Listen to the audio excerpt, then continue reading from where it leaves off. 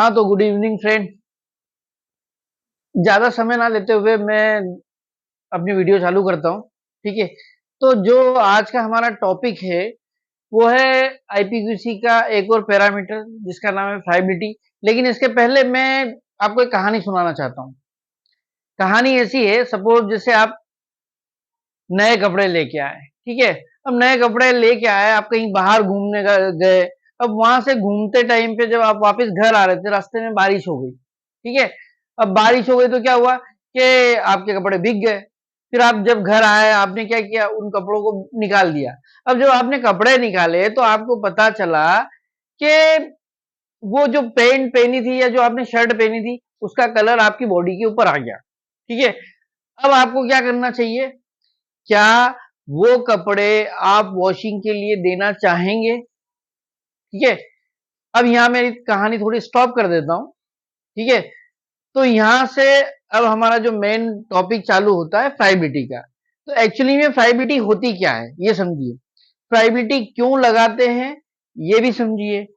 तो फ्राइबिलिटी लगाने का मेन रीजन क्या होता है? फ्राइबिलिटी एक्चुअली में टेबलेट की हम लगाते हैं और इसलिए लगाते हैं ताकि हमको पहले से पता चल जाए कि at the time of transportation जब हमारी टेबलेट एक जगह से दूसरी जगह तक जाएगी तो वहां पे उनको बहुत झटके लगेंगे, ठीक है?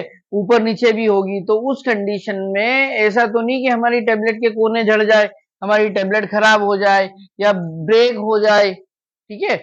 तो सही कंडीशन में नहीं पहुंच पाएगी, इसलिए ये फ्राइबिलिटी का पैरामीटर इसमें ऐड किया जाता है, ठीक है?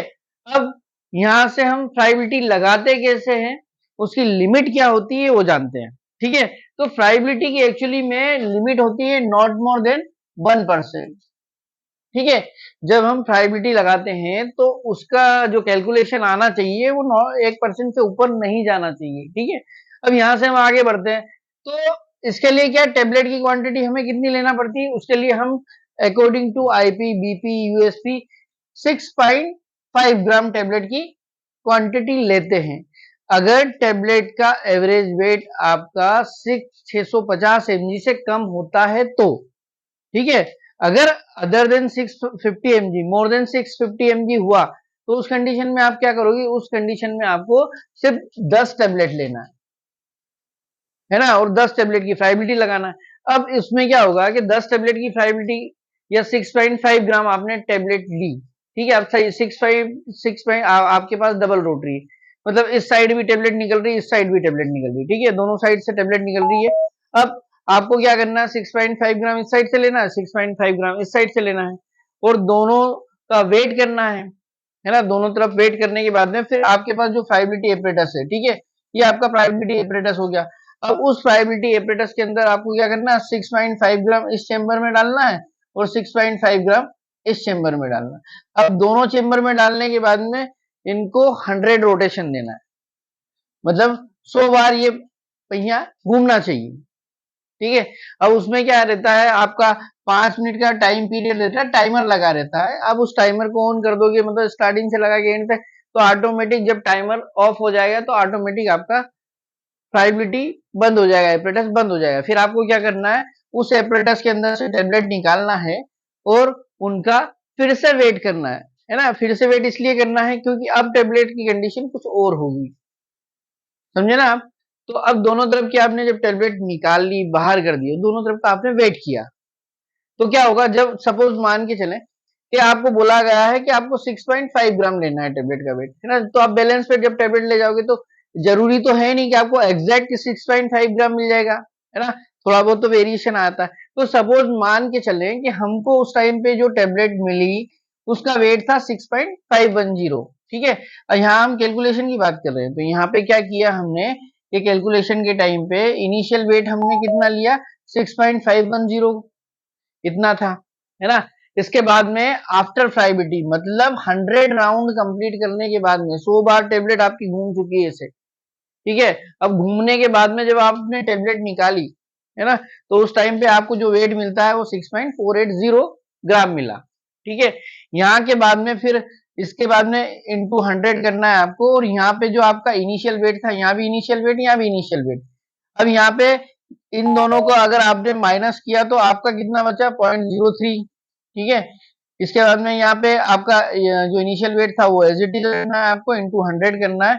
इसके बाद में जब आपको 0.03 को 6.510 से डिवाइड करोगे तो आपकी ये क्वांटिटी आएगी, फिर इसको इंटू 100 कर देना, तो आपका जो रिजल्ट आएगा 0.46%, ठीक है। तो इस टाइप से ये कैलकुलेशन सिस्टम है आपका, इस टाइप से आप इसका फाइबिलिटी का परसेंटेज निकाल सकते हो, ठीक है। तो मैं आशा करता हूं कि आपको मेरा कैलकुलेशन समझ में आया होगा, है ना, और टेबलेट की क्वांटिटी कितनी लेनी ये समझ में आया होगा। ये भी समझ में आया होगा कि अगर 650 mg से अगर ऊपर वेट रहेगा तो आपको कितनी टेबलेट लेनी है ये भी समझ में आया होगा। आपको फाइबिलिटी के लिए क्या करना है, फाइबिलिटी एपरेटस को 100 आरपीएम पे सेट करना है, मतलब 100 रोटेशन आना चाहिए, ये भी समझ में आया होगा।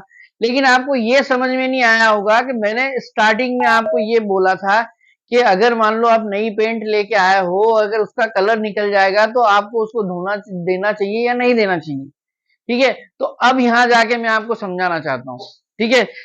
अब मैं समझाना ये चाहता हूं कि एक्चुअली में यहाँ जो फ्राइबिलिटी की बात कर रहे हैं हम, तो फ्राइबिलिटी हमको तब लगाना है, सबसे पहले तो हमको मशीन पे ही टेबलेट को चेक कर लेना है। क्या चेक करना है मशीन पे टेबलेट, जब आप मशीन पे से टेबलेट लोगे तो सबसे पहले आपको ये देखना है, आप उसको हाथ से इस टाइप से रोटेट करके देखना है कि कहीं ऐसा तो नहीं पता चले आप हाथ से कर रहे हो उसी टाइम पे पता चले एजेस वेजेस आने लग जाते हैं या केपिंग आने लग जाती, तो आपको इस टाइप की टेबलेट को फ्राइबिलिटी में नहीं लगाना है, क्योंकि वो सारी चीजें वही ऑब्जर्वेशन में आ गई ना, तो फिर आप फ्राइबिलिटी क्यों लगाओगे। तो यही रीजन था मेरे को आपको ये बताने का कि जब आपने पहले देख लिया कि आपकी पेंट का कलर निकल गया है तो फिर आप उसको वॉशिंग के लिए क्यों दोगे, वो दूसरे कपड़े भी खराब कर देगी, समझे ना। तो मेरा कहने का मतलब यही था कि भैया आपको पहले मशीन पे चेक कर लेना है, उन्हीं टेबलेटों को आपको आगे बढ़ाना है फाइबिलिटी के लिए जो कि आपको 100% सही मिलती है, कि ठीक है हाँ हमने देख लिया कि हाँ यहाँ मशीन पे हमारी बराबर है, लेकिन